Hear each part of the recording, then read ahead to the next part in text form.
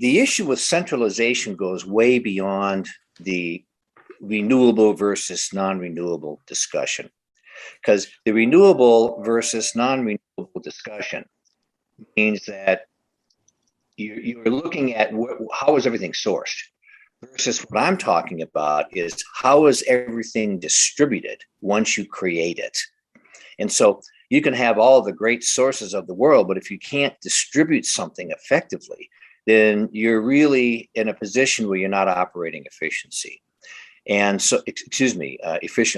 So this concept, particularly in the future, the goal of most of the utilities is to continue to bring everything under one umbrella, despite the fact that we're actually moving away from alternative sources of energy. So for example, if we have a blackout today in a particular city, you have other options. You could, for example, use gasoline or propane or other forms to kind of keep you going if you needed to go.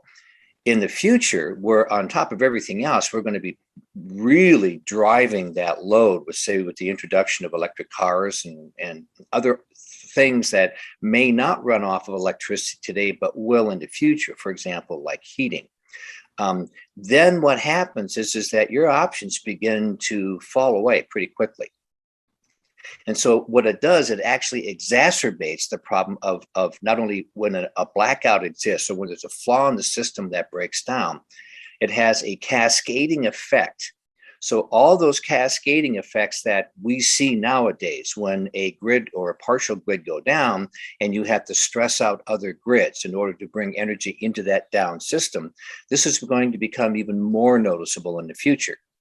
And all of this is based on continuing to have a centralized grid that not only would be in the US, but very, very conceivably in North America. There would be an umbrella system working together. And in places like Europe and Africa, everything under a highly centralized system there that not only makes it very difficult to deal with even small problems, but then these systems by definition are going to be politicized. Who's going to get energy at what time if something breaks down? Who stands in line? So the big problem I have with that is that it takes the final decision away from the ultimate customer, the user, the person that needs that energy. And so, for example, in cases like even in Africa, there's still places there where people don't have the energy available to them that we have here in the US. And people are suffering greatly because of it.